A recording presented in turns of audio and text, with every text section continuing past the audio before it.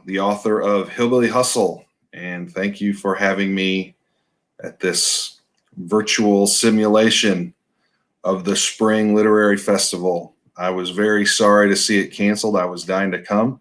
I've actually been to the festival many times just as an attendee, and I wore my Lit Fest t-shirt that was gifted to me by Pam Duncan in honor of making this video today. And I hope to be able to get back there sooner rather than later. I really missed it. It was pretty devastating. I had a pretty lengthy tour planned for the release of the book, and probably the toughest cancellation there was your festival. I would like to start by letting you know that you should appreciate your English and writing faculty, because very few places have it so good. Between Jeremy Jones, Pam Duncan, and obviously Ron Rash, and I don't know everybody else, but those three are, that's murderer's row right there when it comes to faculty. So you guys are very lucky. And if I was going anywhere to study English or literature or writing, that's where I'd want to be. So good on you for making a great choice. I'm going to be talking a little bit about my debut novel from West Virginia University Press, Hillbilly Hustle. It was released on March 1st of this year, and it is still available, obviously, all over the place. I know they have it at City Lights in Silva, one of the places I always like to visit when I'm in Western North Carolina, being a tourist. And a couple of the things I really miss about not coming to the festival this year was City Lights, Innovation Brewing, and many other places and friends that I did not get to see. But I'm glad that I will in some way get to participate in some form of festival for you guys. Let me talk a little bit about how Hillbilly Hustle came to be. My day job is as an attorney, and I've done that since 1999, but in 2012, my family became the co-owners of a little local pizza shop in Richmond, Kentucky called Apollo Pizza. Apollo Pizza has been around since 1981, and it has a sort of long and colorful history. And part of that history before we owned it was there was a very poorly held secret in town that you could buy your marijuana from Apollo Pizza. And I found that out just because everybody found that out. The police even knew it. They didn't really do a whole lot about it because they weren't really hurting anybody. I guess if it had gotten bad or something had gone wrong, maybe they cracked down, but they didn't. They kind of let it go. And obviously when we took over, that wasn't something that we could continue. But being a writer, it did occur to me that that made some fertile subject matter for a novel.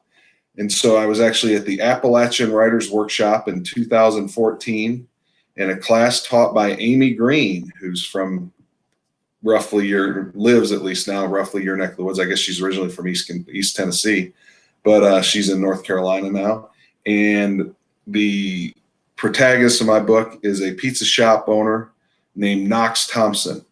And Knox Thompson gets himself in a situation. Knox Thompson is a poker player, and he goes to a poker game. And I don't want to spoil everything, but the book opens with him at a poker game in Jackson County, Kentucky, in a town named McKee. I know you guys have Jackson County right there. I don't know how many different states have a Jackson County, but I'd wager it's a lot. Well, we have our own. And there was a game I knew about in Jackson County that was known to be kind of a rough game. And I never went, but I thought about it. So I sent Knox Thompson to that game. Well, Knox leaves that game, and without going into too many details, he is persuaded to begin essentially dealing pot out of his pizza shop. And he has just come back from that game. And the portion I'm going to read, I'm not going to read for too long. You don't want to watch a video of someone reading that long. It won't hold you. So I'm not going to torch you guys with a long reading, but I'm going to give you a quick reading. It's the third chapter. And this is, it takes place after Knox has returned from the poker game. Porthos Pizza sat on a dilapidated block 100 yards north of the Eastern Kentucky University campus. It was embedded in a row of buildings at the bottom of a hill, a block and a half off Main Street on the edge of downtown Richmond, where the city and the college blended. There was a rundown apartment building with a hardware store for sale sign hanging from the balcony on one side, a vacant storefront with Sunday comics masking tape to the windows on the other. There were no gaps between the buildings. If any one of them burned, it most likely would have taken the whole South 2nd Street block. Knox lived in a one-bedroom apartment over Porthos that could be entered from inside the pizza shop and from down an alley. When Knox got back from McKee after the poker game, packing that first pound of kush, he left it in his trunk out back. He was scared of it. The most he'd ever bought at one time before was an ounce, which was a small fine if he got caught, and even that made him anxious. Anxious like at the pool when he was a kid and had to take off his shirt. Now he had 16 times that much, which the law assumed was trafficking in Kentucky. Trafficking carried 1 to 5 years in prison. Knox wasn't cut out for prison. Knox slept into the late afternoon. When he finally woke up and thought about going to get the pot, he pictured Richmond police cars descending as soon as he opened the trunk. Drug dogs, SWAT gear, all that shit. He crept down the alley with an empty suitcase to the parking lot behind the shop where his car sat. He opened the trunk, and there it was, lying on top of a pizza delivery bag, exactly where he had watched Greek put it during the early morning hours the same calendar day. Somehow, seeing it there reminded him of Christmas morning as a kid. He knew there'd be toys under the tree, but it didn't seem real until he got up and saw. The unmistakable pine citrus smell reached his nose, and there was no denying it. Knox got the adrenaline shakes as he set the suitcase in the trunk. He opened it, put the weed in, and zipped it back up. The only people around were a handful of Indian international students in the parking lot across the way, playing cricket. They definitely weren't paying attention to what Knox was doing. He swiveled around one last time, and seeing nobody other than the cricket players, he took the suitcase out, closed the trunk, and did his best to seem nonchalant walking away. The shortest path to his apartment was through Porthos's back door, into the kitchen, across the dining room, and up the interior stairs. The less time he spent outside, the better. He punched 3332 into the keypad, and the door unlocked. As soon as he crossed the threshold, the tension loosed. Rob was in back chopping green peppers on a stainless steel table as Knox came in hefting the suitcase. He was Knox's right hand. Gabe, a shift leader, was on the line saucing a pizza. Rob looked up from his work. "You going on a trip?" "No, long story." "Anyone in the dining room?" "Nope." Rob squinted. "What's wrong with you, man? You're all jittery." Knox looked past him to the front of the shop. He raised the case. "I have a fucking pound of pot in here." Rob stopped chopping and set the knife down on the table. "Do what?" "I have a fucking pound of OG Kush in this suitcase." Rob tilted his head and his mouth came open and stayed that way. Knox giggled like it was health class. "Yeah. But whose is it?" "It's mine." Rob shook his head so fast his lips flapped. "A pound of pot? How did you get a fucking pound of pot?" "I had to buy it." "What the hell are you talking about?" "I had to buy it. I'll explain later, but right now I just want to get it up to my apartment and fucking hide it until I figure out what to do with it." "You bought a pound of pot and you don't know what to do with it? Why didn't you just buy a pound of enriched uranium?" Gabe laid the pizza he'd been making on the oven conveyor and came toward the back of the shop. "What are you all whispering about?" "Why do you have a suitcase?" "Oh." Knox looked at it like he forgot he was holding it. "It was in my trunk." "It's full of weed," Rob smirked. Knox bought a pound of weed. Knox cut his eyes Rob's way. Gabe pointed at Rob. Is he for real? Knox huffed before he spoke. Yeah, but you don't understand. I didn't want this. He shook the case. Rob come hithered with both hands. Bring it my way then. I'll take it. I mean, if you don't want it.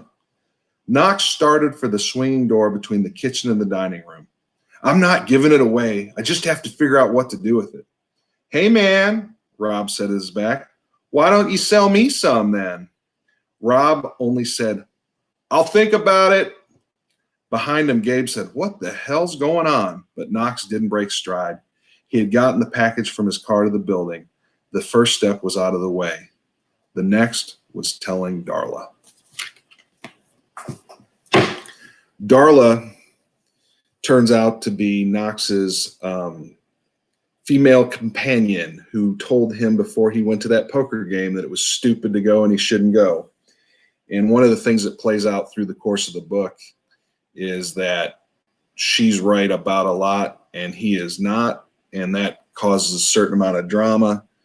The person who sells Knox the marijuana is somewhat of a local drug kingpin named Burl Spoon from Jackson County, and that causes him a lot of drama. And it goes on from there. This is kind of a pretty heavily write what you know book. I practice criminal law, so I have a lot of people that no one's real, but I drew from a lot of people I know and a lot of things I've seen. I'm a poker player, cashed in the World Series of Poker years back and played a lot of backroom games. I drew from that. And obviously the pizza shop. I grew up working in restaurants and working our pizza shop, so there's quite a bit of write what you know. Darla's a tattoo artist, didn't know that, didn't know much about it. Not the biggest pot expert in the world, but I've gotten pretty well versed in it in the 6 years that I took to get this book into the world. So you don't have to write what you know, but it certainly can help, and it helped me here. And so I'd encourage you to write what you feel, write what you want to see out in the world. And if it's something you know, great. If it's not, do your research, learn about it. That's about all I have for you. I'd take questions now if it was possible, but I can. If you want to send me questions, there's a couple of ways. WesleyBrowne.com. You can see the way my name's spelled on the screen, so there's an E on the end. That's my website. Hillbilly Hustle -a novel on Facebook. There's a page there if you want to know anything about the book. And also I'm at Browne all over on Instagram and Twitter if you want to connect there. But I'm happy to answer any Western Carolina student or faculty questions for that matter. And like to be in touch with y'all. Hope to see you there soon. Don't know what else there is to say, but if there's anything else you want to know about this or Hillbilly Hustle, you can get anywhere. I recommend City Lights or bookstore.org. And I've got a list of other independent bookstores that sell it. But you all stay safe. Have a good spring. Hope to see you soon in Cullowhee and points adjacent very soon. Thanks for having me. Y'all have a good one. Bye.